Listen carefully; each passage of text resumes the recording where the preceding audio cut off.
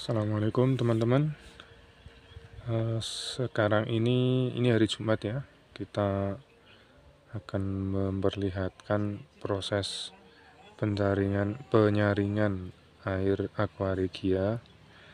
Air ini sudah mengandung logam mulia ya.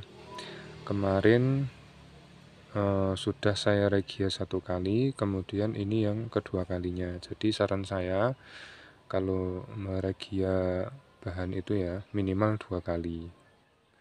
Biasanya regia pertama itu ketika diendapin, jika masih ada pengotor, endapannya akan halus terbang-terbang. Itu menandakan masih banyak pengotor ya, walaupun sudah dipanaskan, tapi dia masih halus. Itu biasanya karena saking banyaknya pengotor saat pengendapan. Nah, caranya kita regia yang kedua. Setelah kita regia yang kedua, air regianya sebelum kita saring, kita kasih asam sulfat dulu secukupnya, dirasa semua udah mengendap. Kalau asam sulfat tuh paling butuhnya cuma sedikit kalau pengotornya nggak terlalu banyak. Setelah dimasukkan asam sulfat, kita diamkan minimal 15 menit. Kalau saya sih seharian sambil tak tinggal istirahat. Biasanya saya ngerjain malam, tak tinggal tidur, esoknya baru kita saring. Dan penyaringan yang menurut saya betul itu ya, nyaringnya itu netes, dia nggak ngalir, jadinya jernih ya. Ini setelah dikasih asam sulfat kemarin, kita saringnya mengalir menetes, tapi jangan sampai mampet. Nah, jadi gini terus ya, stabil, dia jadinya jernih. Kalau dia mengalir, jadinya keruh, karena masih terlalu longgar pori-pori tisu. Ini pakai sumbat tisu ya. Nah itu sumbat tisu saya lipat 4-8 kali lipatan, 1 lapis saja, jadi padat. Lalu kita masukkan ke tengahnya, kita dorong pakai jari seperti itu ya, pakai 1 jari saja, jadi terlihat cekungan di tengah corong, tisunya jadi cekung seperti corong gitu ya. Itu biasanya tengahnya padat. Kalau buat nyaring hasilnya seperti ini, dia netes, nggak perlu tisu banyak-banyak, karena rata-rata kan teman-teman pakainya itu kadang lapis 5, lapis 4, tapi dia dilembarin, nggak disumbat di tengah corong. Itu sebetulnya kalau menurut saya kurang efektif, boros tisu ya. Lebih baik taruh di tengah corong seperti ini. Nah, ini kita lipat tadi kalau nggak salah 8 lipatan, karena corongnya lubangnya kecil, jadi 1 lapis cukup. Kalau corongnya lubangnya besar seperti ini 2 lapis ya, 2 lapis kita lipat 4 atau 8, biasanya 8. Kalau 4 terlalu tipis, mungkin masih banyak yang lolos. Nah itu ya, udah hampir selesai.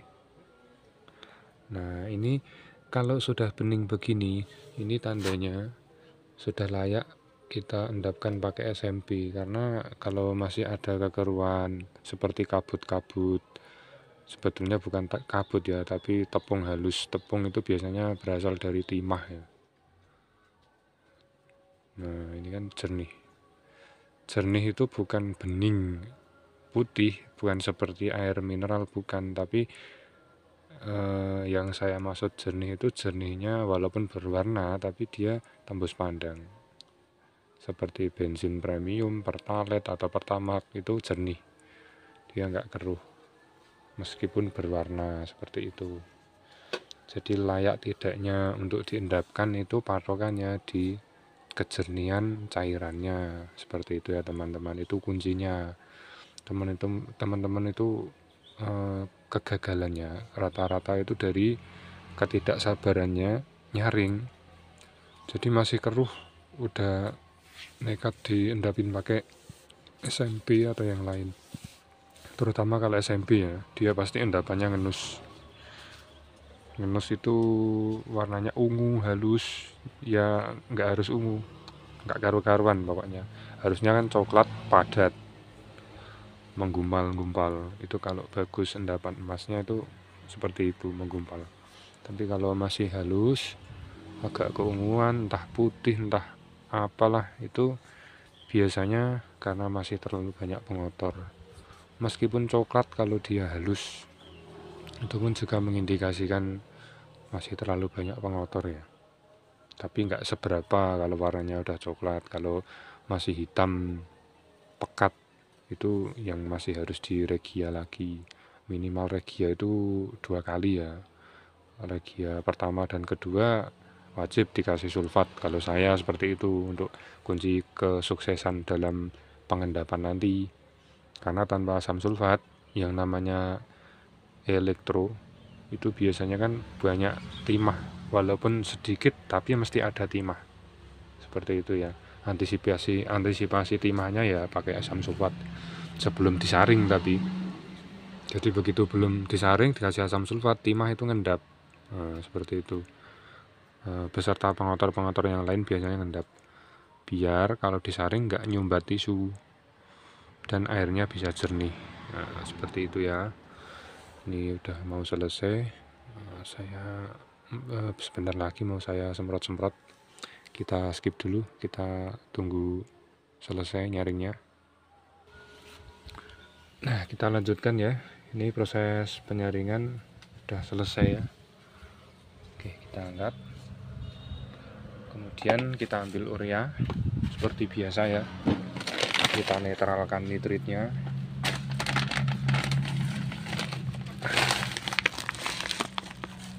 Satu susah. Ini yang rata-rata dirahasiakan orang-orang ya, terutama orang-orang yang ngolah mestinya. Saat proses pemasukan urea ini rata-rata disembunyikan untuk merahasiakan trik pengendapan. Ya namanya rezeki kan gak bakal ketukar, ngapain harus disembunyikan kalau niat bikin tutorial. Nah kebanyakan ini, tapi ya nggak apa-apa, daripada kurang. Nanti bisa kita tambahkan airnya 3 kali lipatnya regia ya. Kemarin kan saya bikinkan regia itu sekitar 80 mili, jadi kita tambahkan air 3 kali lipatnya. 8 sama 8 16, 16 sama 8 24, jadi kita tambahkan 24 mili air. Total cairan kita dapatkan berarti 320 mili.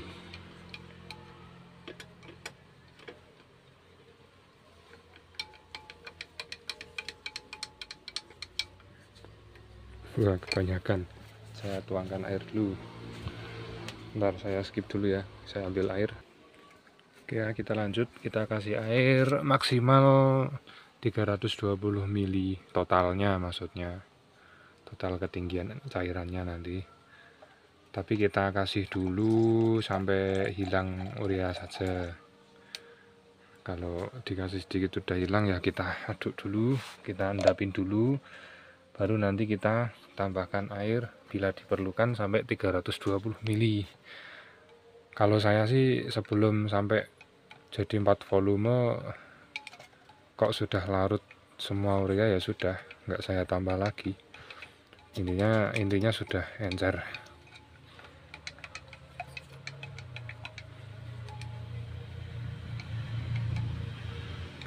Atau bisa kita ambil, kita sendok kalau nggak sayang sama cairan yang nempel. Kalau sayang ya nggak usah di sendok. Ini saya buang, saya masukkan ke cairan limbahnya. Sayang ya sebetulnya, tapi ya dilihatnya nggak cantik kalau terlalu banyak urea. Ini nanti dia jadi kristal kalau kebanyakan seperti ini.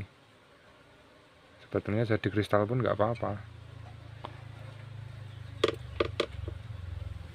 tinggal kasih air panas dia hilang cair.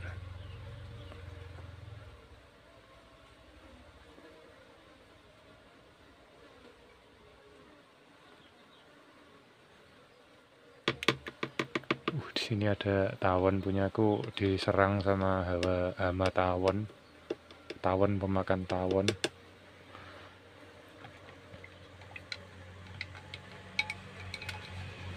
Ini udah waktunya sholat Jumat, jadi dia pulang. Dia tahu mungkin waktunya sholat.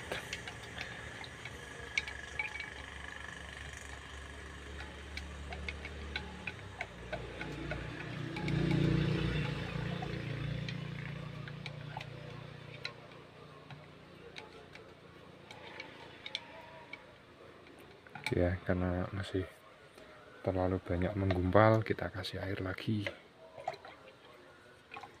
200 ml dulu.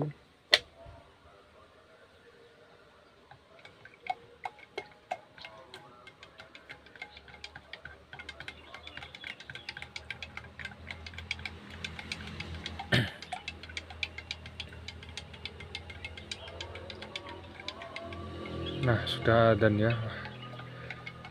Ini harus cepet-cepet.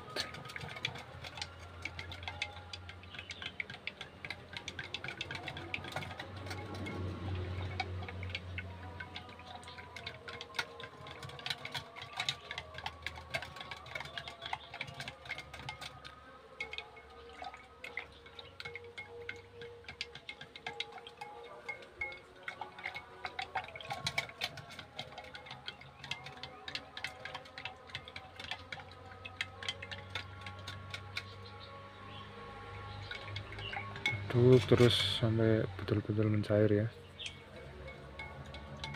biar enggak mengganggu pemandangan saat proses pengendapan.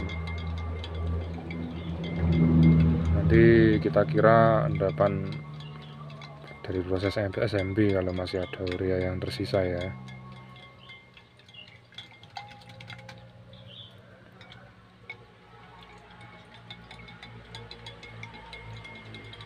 Kalau udah dirasa cukup, bisa kita masukkan SMP.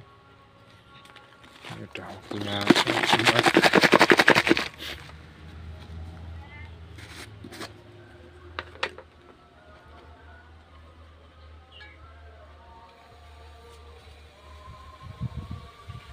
Kira-kira 30 gram cukup. Paling emasnya nggak seberapa ini, cuma sedikit kemarin mikron, dari mikron HP sama komputer ini. Kita aduk.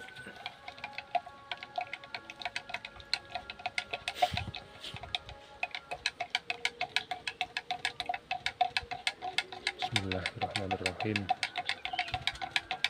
Nah, warna sudah mulai berubah ya. Semoga hasilnya sesuai dengan jerih payah prosesnya, dan semoga untung. Oh ya, terima kasih teman-teman yang sudah mensubscribe channel ini ya, sudah mendukung channel ini dari 0 sampai mendapatkan 1000 subscriber, bahkan lebih ya. Terima kasih banyak. Saya mungkin nggak bisa balas apa-apa selain memberikan konten-konten yang semoga bermanfaat untuk teman-teman. Semoga ilmu yang saya bagikan ini bisa membantu teman-teman dalam pengolahan ya. Tetap semangat dalam mengolah. Kegagalan awal dari kesuksesan. Gagal bangkit lagi seperti itu terus ya. Rezeki sudah ada yang mengatur. Yang sudah punya ilmu jangan pelit-pelit berbagi, sebarkan jariah untuk Anda. Oke, itu dulu aja, nggak usah banyak omong dulu. Ini udah adzan, udah mau berangkat Jumatan. Saya tutup dulu ya, nggak kemasukan serangga nanti. Benar, mau nyari tutup kok belum ada. Udah pakai ini dulu aja.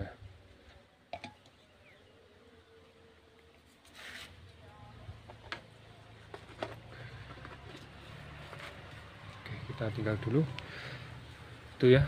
Nanti kita lihat kelanjutannya, entah saya upload atau enggak. Yang jelas ini kan udah berubah kan warnanya, udah pasti mengendap ini ya. Kalau nanti bisa ya saya upload hasilnya. Nah, itu udah mulai coklat busa yang di atas itu ya. Segitu dulu. Assalamualaikum warahmatullahi wabarakatuh. Oke, malam ini kita lanjutkan proses yang tadi ya, yang sudah kita endapkan pakai SMP Dan sekarang kita lihat apakah sudah mengendap. Ini air masih agak keruh ya, ini tandanya masih ada material yang melayang. Nah, ini yang mengendap udah di bawah. Nah, lumayan ya. Nah, itu.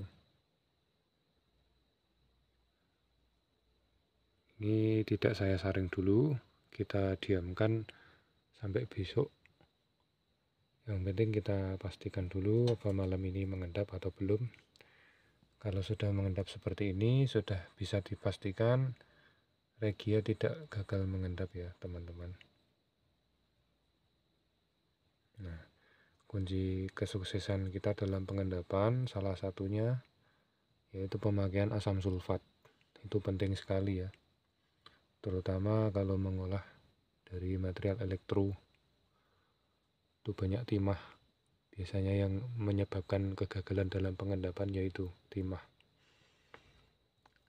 Ini besok kalau sudah agak bening, sudah turun endapannya, lanjut kita saring. Setelah kita saring, cara nyaringnya sama ya, seperti yang kemarin saya jelaskan. Tisu dilipat jadi 4-8 lipatan, satu lapis saja kalau corongnya cuma kecil. Lalu kita sumbatkan pakai jari ini ya, telunjuk jari, kita lipatan tisunya kita masukkan ke dalam corong, didorong pakai ujung jari biar dia ada cekungan. Nah, cekungannya tisu itu dia tengahnya padat, tengahnya bisa untuk menampung endapan emas itu ya. Dan kita lihat airnya itu menetes atau mengalir atau buntu. Yang bagus itu menetes tapi stabil. Kalau buntu berarti terlalu padat. Kalau mengalir berarti terlalu merenggang, pori-porinya terlalu renggang gitu ya. Harus padat. Jadi dia netes terus tapi stabil sampai habis cairan pun dia tetap masih netes terus seperti itu ya, yang bagus. Nah, untuk kelanjutan videonya nanti